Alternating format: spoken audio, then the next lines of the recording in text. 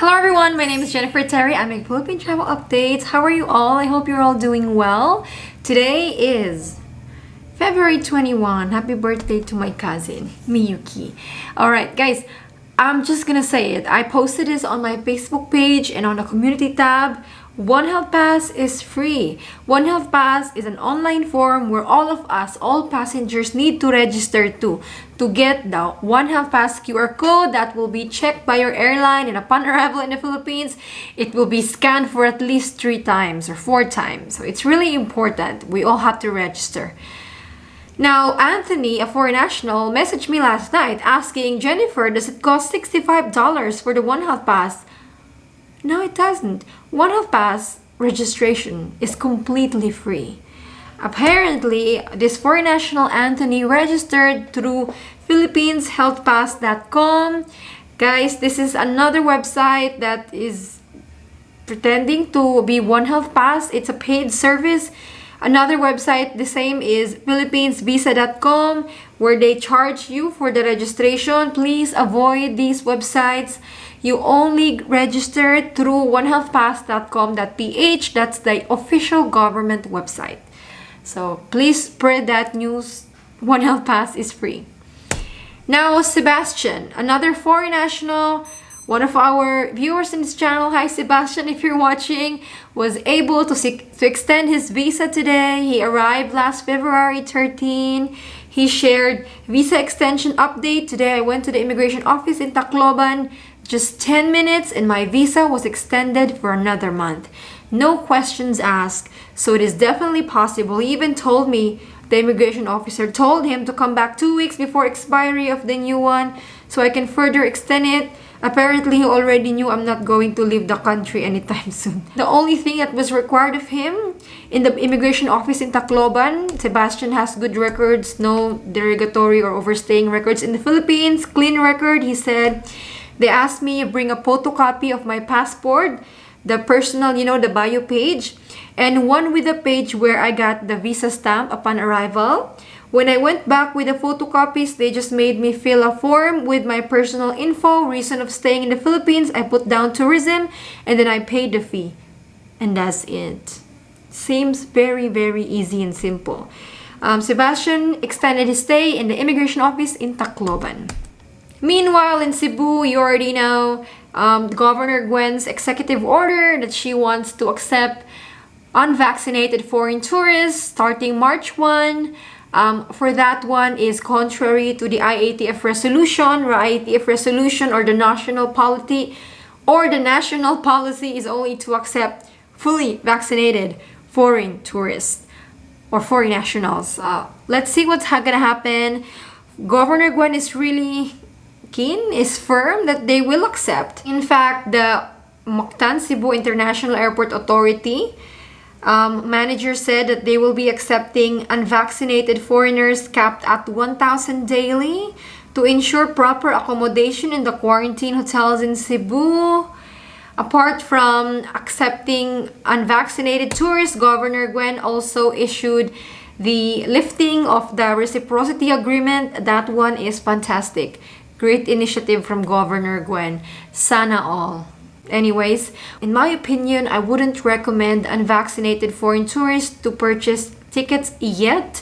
Anything can happen. This national policy is strictly implemented. IATF rules or resolutions, really, they prevailed last year. I don't know with this one. Well, on the vaccination proof, good news for these 8 countries: Egypt, Maldives, Palau, Albania, Estonia, Greece, Malta, and Uruguay. The IATF announced that your vaccination proof issued by these countries will be accepted for entry and travel within the Philippines. So this is an addition to the IATF resolutions, vaccination reciprocity. There are now 64 on that list by the IATF. Now, if you can remember, last week I showed you the list that was shared to me by the Bureau of Quarantine as to the other proof of vaccination permitted by the IATF.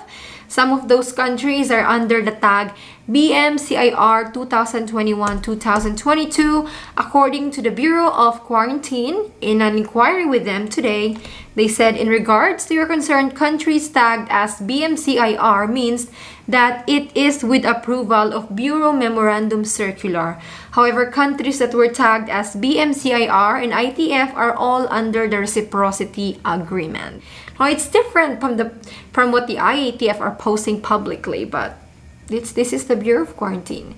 Contact them. I am merely sharing what the Bureau of Quarantine has shared, and I believe them. This is the government agency that is in the airport checking your vaccination proof. They are the ones that will give you the sticker that this person is exempted from quarantine because he or she is fully vaccinated. The memorandum circular pertaining to that other proof of vaccination list. Some of the countries on the list are already on the IATF public announcements. Only a few countries are left. As the Philippines has reopened, today is day 11 of the Philippines reopening. According to the NAIA, there have been an increase of 38% in the foreign travelers. Of course, many of them waited. According to the Manila International Airport Authority, around 45,000 foreign passengers arrived in the country from February 10 to February 17. Diba? Airline officials said that the country is now at the edge of recovery as local carriers operating at NAIA are requesting for more frequency at CAB. Local carriers like PAL, Cebu Pacific, and AirAsia are resuming flights to other Asian regions in the Middle East. Even here, guys, I am seeing more foreigners on the streets or on the mall. If you guys want to check out Meet the Nomads, they're one of our subscribers and they're touring the Philippines. They're in Bohol right now. If you want to see the current situation there after the typhoon, you can check them out. While the Department of Tourism is optimistic that more tourist arrivals will come to the country, foreign tourists will come to our country as the Philippines reopens our borders, there are still things that the government needs to address. If they want more foreign tourists to come to our country, if they want to further support the revival of the tourism industry and the Philippines economy overall, we must first please lift the EED requirement for visa-required nationals. There are 157 visa-free countries, meaning foreigners from that 157 countries, as long as they're fully vaxxed, can enter. Well, how many countries are there in the world? More than 190? So we're missing out on how many countries? We're missing out on tourism money. We're missing out on visa fee income. That's for the government to let them apply for a visa at the Philippine embassies without the need for an EED. These foreigners inquire with the Philippine embassies abroad and they don't even know. They don't even tell them how to get an EED. We know, right? We've known that this EED is like a ghost document. It's not a ghost document, but it's just complex. There is no information posted anywhere, guys. It's difficult to secure. Like, you really have to have a government agency that will back you up. But it's for a tourist, a regular tourist who wants to come here. Why make it complicated? Let them apply for a visa. Through their application and their visas, require the same thing, that they have to show the insurance, then vaccination proof, and supply those requirements. Just let them apply for a visa. Next major thing the Philippines Department of Tourism should address is the vaccination proof, the accepted vaccination proof. How many foreign nationals have been turned away because they didn't have the accepted vaccination proof because their country is not on the reciprocity list? WHO ICV is not available to all. Some countries are not using it for their COVID-19 vaccinations. If the vaccination proof can be verified, especially with QR codes, can't we just accept it? And the Philippines only has how many reciprocity agreements with countries? More than 60, 70? How many countries are we accepting? 157. So, nearly half of them have to secure the yellow card. Hindi madali po. So, for some countries, madali. For others, hindi po.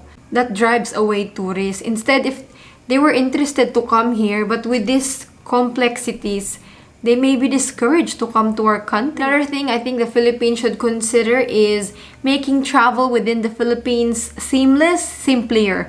Traveling within the country. Maraming requirements, espas. Yung iba pa, may humihingi pa ng, others require medical certificate. What? Others require an antigen test. Others require letter of acceptance. Huh? Why can't you just have a uniform requirement for all tourism spots? How about a vaccination proof?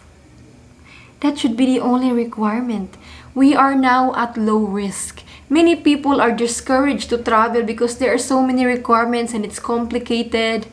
If we want the tourism industry to recover, now is the time. Make travelers simpler. Remove those complicated requirements. Just require vaccination proof. Simple. Make it easy and attractive to come to the Philippines. Now is the time for our tourism sector, for their revival. So many months they have suffered. Ito na talaga yung time for them to move up.